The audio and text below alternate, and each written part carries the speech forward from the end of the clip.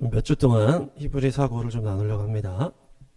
히브리서를 가지고 나눌 텐데, 지난번에 이제 이스라엘 신학이라고 제가 이제 나눴는데, 거기 좀 더 이제 심화 과정이다. 이렇게 심화 과정이라고 볼 수 있는데, 그래서 이스라엘 안에서 오는 신앙의 유산이 있다고 했잖아요. 유대인에게서 흘러나오는 신앙의 유산을 우리가 이방인 교회가 더 먹어야 된다. 그거의 핵심이 이제 히브리 사고다. 그래서 주제를 이제 몇 가지가 히브리서에서 있는데, 오늘은 좀 개관 정도 될 것 같고, 그래서 히브리서가 복음을 가지고 이제 유대인의 어떤 히브리적으로 해석했다, 이렇게 볼 수가 있어요. 복음을 히브리적으로 해석한 책이 바로 히브리서다. 그래서 히브리서예요. 그래서 이게 저자가 이제 알려지지가 않아 있는데, 사도 바울이 썼다라는 사람도 있고 아니다라는 사람도 있는데, 필체가 약간 비슷한데 조금 다른 어떤 그런 느낌이 있고, 저자가 이제 밝히지 않았기 때문에 겸손한 바나바가 쓰지 않았나, 이렇게 저는 생각하는데, 근데 이제 13장 맨 마지막에 보면은 우리 형제 디모데다, 이렇게 얘기를 하거든요. 그러니까 이제 바울이랑 가까운 사람인데 바울보다는 좀 이제 다음 단계 사람인 것 같아요. 왜냐하면 디모데는 바울한테는 아들과 같은 존재였기 때문에 우리 형제 디모데 이렇게 하는 거 보니까 디모데랑 좀 이렇게 수평적인 라인이다. 그래서 바울의 한 단계 밑에 바울한테 영향을 받은 사람이 쓰지 않았을까. 이건 제 생각입니다. 그런 건데, 하여튼 중요한 건 이제 유대인에게 복음을 설명하는 이제 포인트가 있다. 그래서 히브리서가 좀 어렵잖아요, 그렇죠? 쉬우십니까? 히브리서가 어려워요. 이게 그냥 쑥쑥쑥 들어오는 이제 그렇지가 않아요. 그래서 그걸 이제 알게 된 거예요. 이거는 히브리적인 관점으로 이걸 썼기 때문에 이방인이 우리가 잘 안 됐던 거예요. 자, 한번 보겠습니다. 먼저 좀 읽고. 그래서 예수님에 대해서 얘기할 때 천사들을 이제 얘기를 하잖아요. 그래서 이제 히브리적인 관점의 포인트가 또 첫 번째 주제가 천사예요, 천사. 그래서 천사들과 이제 이렇게 비교를 하는 거예요, 예수님이랑. 그만큼 이스라엘 사람들에게는 천사가 친숙한 존재였다는 얘기죠. 우리는 천사가 친숙하죠? 우리도? 우리는 별로 안 친숙한데, 이스라엘 사람들한테는 천사가 너무 친숙해요. 왜냐하면은 계속 천사가 나타났잖아요. 그렇죠? 계속 천사가 나타났어요. 유대인들한테는. 사람으로 나타나든지, 물론 주님도 사람으로 나타나시기도 했지만 보통 천사들이 나타나가지고 뭘 알려주고 뭐 이렇게 했단 말이에요. 마리아가 이제 잉태할 때도 가브리엘이 나타나고. 유대인들은 그게 천사를 많이 봤단 말이에요. 그러니까 이 히브리적 사고의 중요한 포인트가 천사들에 대해서 더 열려야 된다. 우리는 이제 기도하다가 뭐 이렇게 환상으로 이렇게 천사를 보기도 하지만은 약간 우리는 좀 제한적이 있지만은 히브리인들에게는 이 천사는 거의 친구와 같은 그만큼의 친숙함이 있는 거예요. 친숙함이. 그래서 우리가 천사에 대해서 다음 주에 배우도록 할 거고요. 오늘은 개관이기 때문에 천사에 대해서 천사의 개념을 알아야 된다. 그래서 그들에게 이스라엘 사람들에게는 천사 거의 하나님의 어떤 같은 라인에 하나님 소속의 천사라고 이렇게 봤단 말이에요. 그래서 천사가 얘기한 건 하나님의 권위에 그만큼 있는 거예요. 그러니까 천사한테도 자꾸 절하잖아요. 그 천사가 물론 너무나 막 아름답고 그래서 절하겠지만 그만큼 하나님 라인으로 봤기 때문에 천사들을. 그래서 우리가 또 우리 기도회 때 뭐 전쟁의 천사들과 동역하라 이런 걸 받았다 그랬잖아요. 그래서 우리가 천사들을 더 친밀하게 알게 되기를 축복합니다. 그래서 그런 사고를 더 여는 거죠. 그렇게 해서 열려야 되고, 3, 4장 히브리서 3, 4장은 안식이라는 개념이 주제예요. 1, 2장은 천사가 주제고 3, 4장은 안식이 주제예요. 그래서 이 히브리인들에게는 이 안식이라는 게 너무나 중요하다. 그래서 예수님을 죽이려 했던 이유의 제일 첫 번째가 안식일을 범하니까 죽이려고 했단 말이에요. 그만큼 이들에게는 안식일을 지키는 게 거의 목숨과 같았다. 그래서 바리새인들이 예수님을 죽이려고 마음을 먹었을 때가 안식일을 이렇게 자기들 기준에서 안 지켰을 때. 그래서 우리도 막 이렇게 보수적인 교회는 주일 성수 이렇게 해가지고 막 주일 성수를 엄청 강조하는 많잖아요. 근데 그것도 같은 흐름인 것 같아요. 그 유대인들이 안식일을 막 이렇게 해서 하는 거랑 우리가 이방인 교회가 주일 막 이렇게 하는 거랑 비슷한 거예요. 그래서 막 우리는 막 그날 일하냐 안 하냐, 그날 놀러 갔다가 사고 났다더라, 막 이런 거 그런 게 다 그만큼 안식일을 지키는 거예요. 그래서 고신에서는 뭐 사 먹으면 안 되고 그 있잖아요. 어디 사 먹으면 안 되고 하여튼 하면 안 되고. 근데 유대인들 더 심한 거죠. 어느 정도 걸어도 안 되고 그런 거 있고 어느 정도 무게를 들어도 안 되고 이렇게 있다. 버튼도 누르면 안 된다 그러잖아요. 그래서 그런 것들이 그만큼 얘네들이 중요하기 때문에 우리가 이 안식이라는 개념을 더 풍성히 알아야 되겠다. 그래서 그게 히브리적 사고의 또 두 번째 주제고, 그 다음 보니까 이제 대제사장. 그래서 예수님에 대해서 계속 얘기하는 거잖아요. 이게 안식도 결국 예수님을 얘기하는 거예요. 그래서 이들한테는 천국 가는 것도 우리가 안식으로 들어간다 이렇게 한단 말이에요. 그만큼 이들에게는 안식이라는 개념이 복음이라는 개념과 연결이 되어 있고, 천사들과 예수님이랑 연결을 했고, 또 5장 6장 보면 대제사장과 예수님이랑 연결을 하면서 멜기세덱을 딱 얘기를 하는 거예요.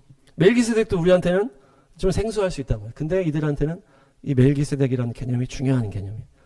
그래서 이 5장 6장 7장까지 멜기세덱 나오는데, 이 멜기세덱을 설명하면서 이런 얘기를 해요. 이게 너희들한테는 좀 어려운 내용이다 이런 얘기를 한단 말이에요. 그러니까 이 대제사장 멜기세덱 이 문제가 어떤 얘기라는 거예요?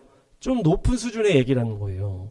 그러면서 6장의 앞부분에 보면은 배교에 대해서 얘기가 나오잖아요. 다들 아시는 것처럼 6장에 보면 너희가 이 초보적인 이 상황에 있으면 안 된다. 더 깊은 곳으로 나아가라. 너희들이 빛을 바꿔서 넘어지면은 다시 회개할 수 없다. 이런 표현이 나온단 말이에요. 그건 다 아시잖아요.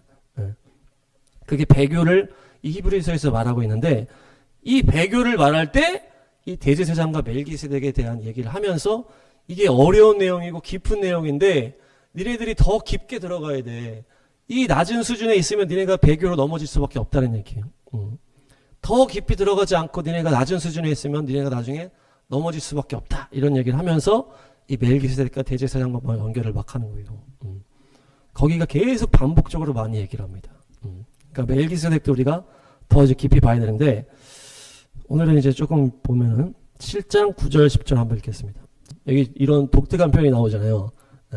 멜기세덱을 특별하다고 얘기를 하면서 멜기세덱이랑 예수님이랑 연결을 하는데, 이 대제사장 개념이 어디서 나온 거예요? 결국 그 유대 뭡니까? 출애굽기 때 레위 지파 안에서 대제사장이 나왔단 말이에요. 레위 지파에서 누가 나왔습니까? 아론이 나왔잖아요. 그래서 모세는 예수님의 자리에 가고 아론이 대제사장 자리에 가면서 이후에 대제사장이라는 그 제사를 집도하는 사람이 레위 자손에서 쭉 나왔단 말이에요. 그래서 이 대제사장은 레위에서 출발된 거예요. 근데 지금 이 멜기세덱은 누구 앞에 있었던 사람이에요? 아브라함 앞에 있었던 사람이죠. 그러면서 이 레위 안에서 나온 이 대제사장도 결국에는 아브라함이 11조를 드렸던 이 멜기세덱이 중요하다 이렇게 얘기를 하면서 이거 어떻게 표현하냐면, 여기 나오잖아요. 이 레위는 멜기세덱이 아브라함을 만났을 때는 레위는 아브라함의 허리 속에 있었다 이렇게 얘기를 하고 있어요. 네. 이게 재밌는 표현이에요. 아브라함의 허리 속에 있었다 이렇게 하는데, 허리라는 표현이 오스피스입니다. 다음에다 오스피스. 오스피스는 허리라고 하면서 생식 기관으로서의 허리다 이렇게 돼 있더라고요. 생식 기관으로서의 허리. 그러니까 이제 아기를 낳기 전에는 허리에 있다 이렇게 표현을 하는 거예요.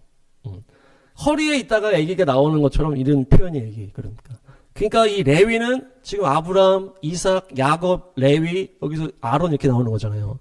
근데 이 레위라는 존재, 대제사장을 시작시킨 레위라는, 우리가 레위 지파 이렇게 하면서 이 레위 지파라는 게 이름이 대단한 사람인데, 이 레위는 아직 아브라함의 허리에 있을 때, 그러니까 낳지 않았을 때 아브라함이 제사장이라고 하면서 대제사장이라고 하면서 멜기세덱한테 경배를 하면서 11조를 드렸다 이렇게 하니까, 결국 그만큼 멜기세덱은 위대한 인물이다 이렇게 얘기를 하는 거예요. 이 레위보다 훨씬 위에 아브라함이 경배를 했던 멜기세덱이다. 그러면서 지금 뭐라는 거예요? 그러면서 레위는 결국 아브라함을 통해서 멜기세덱한테 10분의 1을 바친 거다 이렇게 되는 거예요. 이게 지금 허리 신학이에요. 허리 신학. 제가 한 표현은 아니고 책에 나온 표현이에요. 허리 신학. 이게 히브리 사고 안에 들어가 있는 허리 신학이라는 거예요. 이게 히브리서에만 나오는 표현이 또 다른 데 있는지 모르겠어요. 허리 속에 있었다 이런 표현이 여기만 나와요. 그러니까 뭡니까? 아브라함이 멜기세덱의 제사장, 하나님의 제사장이라면서 11조를 바쳤을 때 레위도 같이 바쳤다는 얘기예요. 그러니까 아브라함이 멜기세덱한테 바칠 때 레위도 지금 바쳤다고 얘기를 하잖아요, 지금. 레위까지도 아브라함을 통해서 10분의 1을 바친 셈이 아닙니까? 근데 레위라는 존재는 지금 뭐라 그러는 거예요? 9절에 10분의 1을 받는 존재가 레위라는 거예요. 왜냐? 레위에서 아론이 나오고 대제사장이 나왔기 때문에. 그러니까 우리가 이스라엘 쫙 지금 예수님까지 흘러나온 다음이기 때문에 레위 지파가 대제사장이고 제사장의 가문인데 얘네들이 11조를 받는 가문인데 레위도 결국 멜기세덱한테 바쳤다. 왜? 아브라함이 바쳤기 때문에. 레위는 아브라함의 자손이기 때문에. 그때 아브라함의 허리에 있었기 때문에. 이런 거예요. 네. 그래서 이게 허리신학이라고 해서 히브리 사고의 특별성이라는 거예요. 그러니까 이들은 어떻게 바라본다는 거예요? 통으로 쫙 바라보는 거예요. 통으로. 아직 태어나지 않았지만 레위가 이미 아브라함에 같이 포함되어 있는 개념이에요. 포함되어 있는 개념. 네. 이게 히브리 사고예요. 헬라 사고에서는 이해가 안 된다. 헬라 사고가 이제 우리가 머리로 하는 거, 우리 머리로. 그래서 뭐 과학이다 이렇게 하는 게 헬라 사고인데 히브리 사고는 그거랑 다르다는 얘기예요. 그래서 우리가 눈에 보이는 뭐 할아버지, 뭐 아버지, 아들 이렇게 3대 뭐 이렇게 해서 같이 뭐 예배를 드리면 3대가 믿음 안에서 이렇게 이게 이제 헬라식 사고의 한계고 히브리는 그냥 보이지도 않는 가문으로 다 통째로 다 연결해 버리는 거예요. 아브라함 허리에 레위가 있었고 레위가 나중에 대제사장이 레위에서 나오고 그들이 11조를 바쳤지만 그 11조가 결국 또 멜기세덱한테 바친 거다. 그러니까 다 통으로 보는 게 이제 히브리 사고라는 거예요. 네. 이해가 되실랑가 모르겠지만 이해로 하는 거 아니에요. 이해로 하는 게 아니고 그냥 받아들여야 돼. 히브리 사고. 그래서 그 사고가 어디로 가는 거예요? 아담에게서 죄가 시작되고 예수님에게서 은혜가 시작됐다. 이 개념이 또 여기서 들어가는 거예요. 아담에게서 죄가 시작됐다고 했을 때 헬라적으로 보면 어떻게 돼요? 아담이 죄를 지었는데 그 죄가 자녀한테 흘러가고 그 자녀가 또 죄를 져서 그 죄가 또 흘러가고 영향을 미치고 이런 건 약간 우리가 눈으로 보는 헬라적인 사고인데 히브리적인 사고가 뭐예요? 아담에게서 시작됐기 때문에 그 이후에 다 죄인이 됐다. 이렇게 되는 거예요. 그 다음에 예수님이 그걸 끊었기 때문에 예수님 밑으로 다 은혜의 가문이 됐다. 이렇게 되는 거예요. 통으로 딱딱 보는 거예요. 통으로. 그래서 아담에게서 죄가 시작되고 예수님에게서 은혜가 시작됐다라고 하는 그 로마서의 말씀이 이 히브리적인 사고로 통으로 쫙 뚫는 그런 개념이라는 거예요. 한 명 한 명 영향을 미쳤다라는 건 우리가 헬라적으로만 해석하는 거고 히브리적으로는 통으로 이렇게 되는 거예요. 그러니까 헬라 사고는 쉽게 말하면 시간과 공간의 제한을 받는 사고방식이라는 시간과 공간의 제한을 받아 헬라 사고는. 근데 히브리적인 사고를 하는 것은 이게 그냥 뭐 히브리인이 특별하다기보다는 믿음의 사고를 얘기를 하는 거예요. 믿음의 사고. 구약에서 하나님과 함께 했던 그 민족이 믿음의 사고를 하나님한테서 받은 거잖아요. 그 개념이 뭐냐? 시간과 공간을 초월해버리는 그런 사고다. 그게 허리신학이다. 허리신학. 그래서 아브라함에게 하나님이 약속을 했어요. 네 자손을 별과 같이 많게 해주겠다. 모래같이 많게 해주겠다. 그 약속이 아브라함에게 이루어졌습니까? 그래 지금 통과한 거예요 지금. 아브라함에게 안 이루어졌습니다. 아브라함 한두 명밖에 못 났잖아요. 이렇게 하면 헬라적인 사고가 되는 거예요. 그 약속이 아브라함한테 이루어졌습니까? 이루어졌습니다. 왜냐 아브라함의 허리로 통해서 다 나온 거예요. 결국 이스라엘 민족이 그렇게 많아지고 우리가 또 아브라함을 믿음의 조상이라 하기 때문에 그게 별과 같이 모래같이 많아진 건데 그게 결국 통으로 이루어졌기 때문에 아브라함에게 이루어진 거예요. 아브라함에게. 네. 그게 허리신학이다. 허리신학이 너무 웃긴 것 같아요. 그래서 베드로후서에도 사랑하는 자들아 죽게는 하루가 1000년 같고 1000년이 하루 같다. 이 표현도 히브리 사고의 방식이다. 1000년이나 하루나 다 그냥 똑같은 거예요. 그냥. 시간과 공간의 제약이 없는 것이 바로 히브리 사고다. 하나님의 관점으로 본다는 얘기. 그게 그렇게 되시기 바랍니다. 그래서 그들이 2000년 동안 열방에서 방황했지만 어떤 그런 것들이 흘러간 것이 어떤 이런 사고방식의 흐름이 아닌가 이렇게 볼 수가 있고 출애굽기에 기적을 경험했다 했을 때 이것이 기적을 익숙하게 경험하는 차원이 아니고 하나님의 기적을 얘네들이 많이 봐서 기적이 익숙해졌다 이런 차원이 아니고 하나님과 함께 오랜 시간을 하면서 이 들어온 어떤 믿음의 체계가 히브리 사고다 이렇게 얘기를 한다. 유대인의 사고가 뭐 특별합니다 뭐 이런 차원이 아니고 믿음 안에 완전히 들어간 그 사고 체계가 바로 히브리 사고라는 거예요. 그래서 뭡니까? 아담이 자녀를 낳고 자녀를 계속 죄가 흘러가고 예수님이 부활하셔서 한 명 한 명 믿어서 이게 계속 흘러간다 이런 차원이 아니고 통으로 쫙 하는 거라 그랬죠. 그래서 시공간을 초월하고 모든 것을 꿰뚫어서 얘기를 하는 거예요. 그래서 우리가 히브리 사고를 했을 때 내가 곧 가족이 곧 민족이 되고 내가 곧 민족이 되고 이렇게 얘기를 했잖아요. 다 연결되는 거라고. 그렇게 스케일이 커지고 확장이 되는 거 하나님의 수준으로. 그것이 히브리 사고. 그래서 이것을 또 십자가로 가져오는 거예요. 예수님께서 십자가에서 죽으실 때 그 허리에 있던 내가 같이 죽은 거예요. 이렇게 받아들이는 이렇게. 예수님이 부활하실 때 그 허리에 있던 내가 같이 부활한 거예요. 그 장면을 우리가 다 포함되어 있다는 거 그곳에. 예수님이 그 과거에 죽었는데 너 이거 받아들일 거야 안 받아들일 거야 이게 헬라적인 사고라. 예수님이 십자가 죽으실 때 내가 이미 거기서 죽은 거야 같이. 그렇게 통으로 연결하는 것이 바로 시공간을 초월해서 받아들이는 게 히브리 사고라는 거죠. 공간차 시간차를 없애버리는 거예요. 하나님에게는 시간과 공간의 의미가 없단 말이에요. 다 거기에 다 주님의 역사가 다 가능하게 돼. 아담의 죄가 나의 죄였고 예수님의 승리가 나의 승리가 되는 거예요. 이것이 그냥 나의 승리요 우리 가정의 승리요 우리 민족의 승리요 촉촉촉 연결이 돼요. 그래서 히브리어를 보면은 동사가 중요하다 이렇게 얘기를 하더라고요. 동사가 중요한데 동사 뭐 영어도 약간 뭐 동사가 먼저 나오잖아요. 뭐 I, go 이게 먼저 나와. 우리나라는 동사가 나중에 나오는데 그래서 동사가 중요한데 히브리어는 동사가 중요한데 히브리어는 완료형이냐 진행형이냐 이런 또 형태가 또 중요한데 완료형이라는 이런 표현이 많이 나오잖아요. 그래서 십자가가 모든 것을 완료했다. 그리고 그 영향력이 진행되고 있다. 이런 표현들이 많이 나오거든요. 그러니까 동사의 완료형이냐 진행형이냐 어떤 이런 것들이 다 이런 히브리적인 관점으로 이것을 이 언어에 들어가 있다는 얘기예요. 그래서 성경 전체가 나의 이야기인 거예요. 그러니까 성경이 이 성경을 우리가 머리로 이해하면서 이건 이랬구나. 내가 이걸 받아들여야지. 이렇게 하는 건 헬라적인 사고고 이 성경이 곧 나가 되는 거예요. 아담에서 계시록까지가 난 거예요. 그냥 구별되는 게 아니고 통으로 그냥 샥. 헬라적으로는 이렇게 단계를 거치니까 복잡해지는 거예요. 근데 히브리 사고는 그렇지 않다. 그 성경에 보면 어때요? 이름들이 다 있단 말이에요. 이름들이. 근데 그것이 다 의미가 있잖아요. 그렇죠? 그것이 그냥 그 사람만의 의미가 아니라는 얘기예요. 그러니까 그 사람이 그게 아니고 그 이름이 지닌 의미가 나한테 확 들어오는 거예요. 그러니까.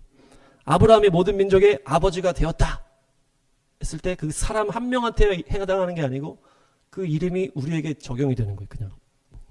그래서 철로 역정도 보면은 어떤 막 단어로 이렇게 막 사람 이름을 막 해놨잖아요. 그래가지고 뭐 유혹이라는 애가 와서 나를 유혹하고 이런 게 있잖아요. 아실란가?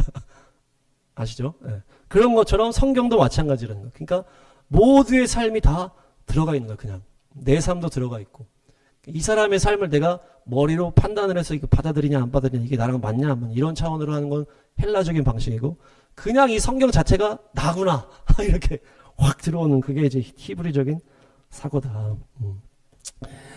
네. 그 11장, 히브리서 11장 한번 보겠습니다. 여기서 이제 믿음 중심의 이제 단어라는 거죠, 이게. 바라는 것들의 실상이고 보이지 않는 것의 증거다. 이렇게 하잖아요. 유명한 말씀인데, 믿음의 원리다. 이것이 이제 결국 히브리적인 사고인데, 믿음이라는 것은 내가 만약에 뭔가 하고 싶어. 내가 원하는 게 있다면은, 근데 그것이 내 안에 믿음이 있으면은, 이게 그것의 실상이라는 거예요, 실상. 믿음이 먼저 있다라는 얘기죠. 그러니까 보이지 않는 어떤 영적 존재가 있어. 그 영적인 것들이 영향을 미치는 거야. 또 이런 것들도 사실 헬라적인 방식이고 내 안에 믿음이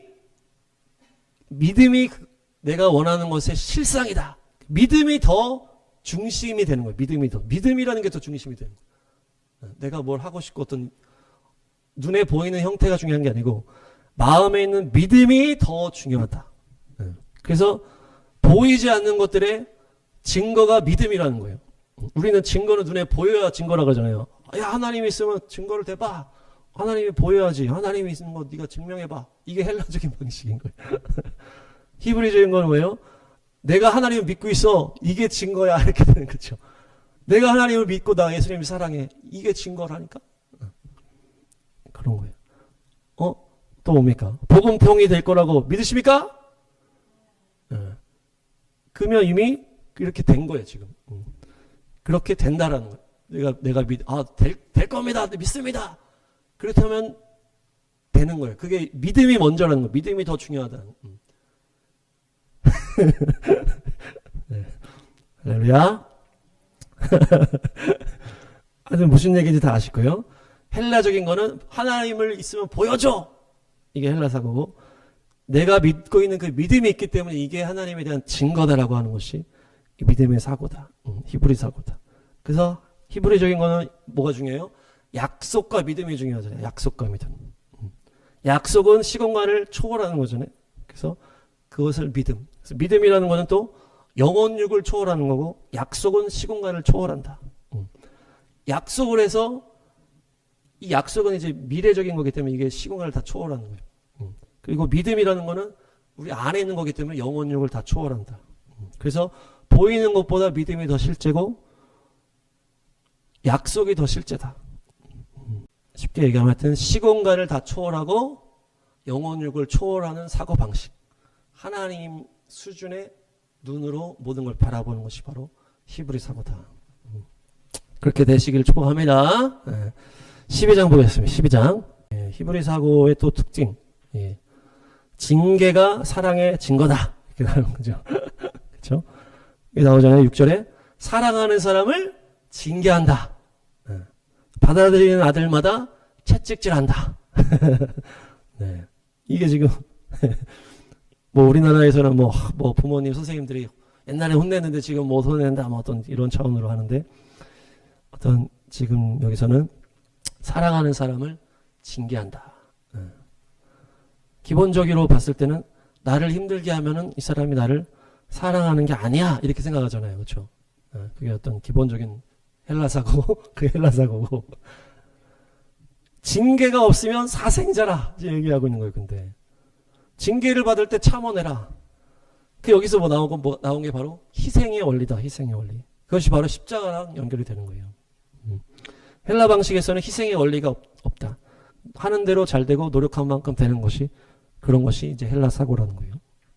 근데 히브리 방식은 희생한 만큼 잘 되는 거예요. 먼저 된 자가 나중되고, 으뜸이 되고자 하는 자는 종이 되어야 된다. 네가 나를 사랑한다면 좁은 길로 가라.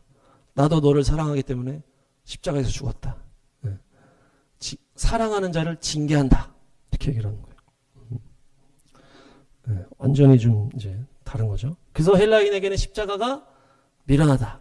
우리는 십자가에 달린 그리스도를 증거하는데, 유대인에게는 거리끼는 것이고 헬라인에게는 어리석은 것이다. 이렇게 하거든요. 유대인들은 왜 거리낍니까? 유대인들이 죽인 어떤 당사자니까 거리낀 거예요. 십자가 얘기라면.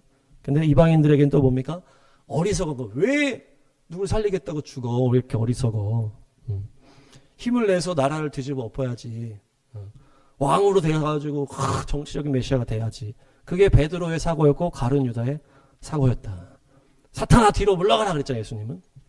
가룟 유다도 그 정치 권력 때문에 예수님을 팔아먹은 거 아니에요. 그게 헬라 사고의 방식이다. 헬라 제국을 이룬 알렉산더가 엄청난 강력한 리더였다. 엄청난 넓은 대지를 다 점령했잖아요. 힘과 노력으로 최고를 이뤄야지. 왜 십자가를 지고 죽어? 아버지 왜 나를 버리셨나이까? 사랑하기 때문에 그렇게 됐다는 거예요. 그게 히브리 사고다. 아니 하나님이 살아계시다면 왜 이렇게 내 인생이 힘들어요? 아니 하나님이 살아계시다면 왜 저 불쌍한 사람들은 왜 저렇게 버림받아 있습니까? 그게 헬라 사고 방식이다. 히브리 사고 방식은 뭐다? 하나님께서 이 땅을 이렇게 사랑하시는구나. 이 땅에서의 어려움이, 고통이 있다는 증거가 바로 하나님의 사랑이라는 거예요. 내 삶에 어렵고 힘든 게 있는 게 하나님이 나를 사랑하는 증거라는 거예요. 그러니까 예수님이 우리를 사랑하기 때문에 우리에게 이렇게 징계를 주신다. 그것이 사랑이다. 징계와 사랑이 같이 간다는 거예요. 결국 믿음이라는 건 뭡니까? 헬라 방식, 그 마귀가 풀어놓은 어떤 그 방식을 점점 히브리 방식으로 바꾸는 믿음의 방식이죠. 결국 믿음의 방식인데 우리가 이렇게 표현하는 거죠. 헬라 사고냐 히브리 사고냐. 그래서 히브리 사고는 시공간을 초월하고 영혼육을 초월하고 고난과 어려움도 초월해 버리는 거예요. 그래서 기적이 일상이 되는 거예요. 그것이 바로 하나님의 수준의 믿음을 갖게 되는 거예요. 그것이 놀라운 약속에 우리의 믿음을 고정을 하는 거고, 보이지 않는 것에 우리가 초점을 맞추는 거예요. 내 믿음과 내 사랑에 초점을 맞추는 거예요. 눈에 보이는 것이 아니고. 그것이 믿음의 삶이다. 할렐루야. 뭐 다음 주부터는 어떻게 될지 아직 모르겠는데, 하여튼 뭐 천사, 안식, 멜기세덱 이런 것들 좀 보려고 하는데, 마지막 말씀 히브리서 12장 22에서 24절까지. 여러분이 나아가서 이른 곳은, 이제 완료형이에요 이게. 이른 곳은, 이를 곳은 이게 아니라는 얘기예요. 그래서 이게 중요하다고 그러잖아요. 이른 곳은 시온산입니다. 새 예루살렘입니다. 하늘의 예루살렘입니다. 예수의 피, 뿌리신 피 앞에 여러분이 나왔습니다. 완료형. 네. 뭡니까? 이것이 시공간을 초월하는 것인데 이미 미래가 우리에게 현실이 된 거예요. 미래가 우리에게 현실이 되는 것이 바로 우리의 믿음의 그 초월성이라는 거예요. 그래서 이미 너희들이 믿음 가운데 들어오는 순간 너희들이 시온산에 이르렀다. 너희들이 이미 예수님의 피 앞에 이르렀다. 이미 이르렀다는 얘기예요. 하늘의 예루살렘에 이미 도달했다. 우리가. 할렐루야. 도달했습니까? 이게 나니아 연대기인 것 같아요. 나니아 연대기. 나니아 연대기가 어때요? 다 이미 이룬 거예요. 이미 이룬 거예요. 그들이 이미 왕이잖아요. 그들이. 에베소서에서 이렇게 얘기하잖아요. 그리스도 예수 안에서 주님께서 우리를 함께 살리시고 함께 하늘에 앉히셨다. 이렇게 이미 완료형으로 얘기하는 거예요. 이미 너희가 하늘에 앉혔다는 얘기야. 앉혔다. 우리가 지금 여기 앉아있지만 우리의 영은 하늘에 앉아있다 이미. 영혼육을 초월한 게 히브리 사고라니까요. 내 영이 저기 앉아있으면 나도 거기 앉아있는 거예요 지금. 이렇게. 네. 그리고 나니아 연대기가 이미 왕이었다. 그래서 애들인데 이 땅에서 살고 있잖아요 그들이. 근데 왕이 됐잖아요. 물론 이제 1편에서는 약간 이렇게 믿음에 막 싸움이 어쨌든 있고, 이제 1편에서 왕노릇이 아니고 왕에 등극하잖아요. 그래서 2, 3편은 왕으로 계속 하더라고요 보니까. 사모가 2, 3편 봤다 그래서 저 혼자 봤는데 이렇게 있다가 나니아로 딱 가니까 왕이시여 다 이러는 거예요. 그 애들한테 보고서 거기 있는 사람들이. 기억이 나시는지 모르겠어요. 왕이십니까? 다 왕으로 대접을 하는 거야. 이미 1편에서 왕으로 됐기 때문에 왕인 거예요. 이미 애는 애인데. 그러니까 우리가 이미 왕이다. 이 땅에서 살고 있지만 이미 왕으로 등극한 거예요. 지금 새 예루살렘에. 왕으로 등극했어. 지금 나니아 연대기처럼. 그래서 그들이 이제 왔다 갔다 하는 거 아니에요. 거기 있다가 여기 왔다가 왔다 갔다. 나니아 왔다가 세상 갔다 다시 왔다가. 그렇게 하는 것처럼 우리도 이렇게 시공간을 초월해져 있는 상태인 거예요. 우리가 이미 왕으로 이미 등극해 있는 상태. 구원을 이미 이룬 거예요. 그래서 예수님의 부활이 이미 나에게 이루어지고 승천도 이루어지고. 할렐루야. 그래서 이것이 히브리 사고다. 완전히 여는 거예요. 이게 믿음의 지경을 더 열어버려. 그래서 완전히 하나님의 수준의 그 사고와 그 시각과 그 믿음으로 우리가 이 땅에서 사는 것입니다. 그것이 히브리 사고다. 이렇게 얘기를 하는 것이. 그래서 믿음은 완전히 하늘을 나는 것이다. 머리로 믿는 게 아니고 눈으로 보이는 걸 믿는 게 아니고 내 감정을 내 의지로 하는 것이 아니고 통으로 다 믿어버리는 거. 이미 주님께서 계시록까지 다 완성하셨구나. 이미 내 인생도 완성되었구나. 이미 내가 왕으로 등극했구나. 이렇게 되는 이렇게 고난이 있으니 나를 이렇게 사랑하시는구나. 그렇게 되는 거죠. 미래와 과거와 모든 것을 통으로 약속을 다 우리 현실로 영원육을 초월해서 이렇게 다 연결이 돼서 그것이 온전한 믿음이다. 그래서 우리가 오늘 또 찬양을 기도할 때 주여 우리의 믿음이 우리가 또 매번 우리 열방 기도할 때 믿음의 날개를 피게 해주세요. 계속 이렇게 선포하잖아요. 우리가 더욱더 믿음이 견고해지고 믿음이 날아갈수록 더 우리의 기도는 강력해지는 것입니다. 그래서 우리가 이 마지막 때 어둠의 때에 히브리 사고 이걸로 무장해서 완전한 믿음으로 시공간을 초월하고 영혼력을 초월하는 놀라운 은혜를 누리시길 바랍니다.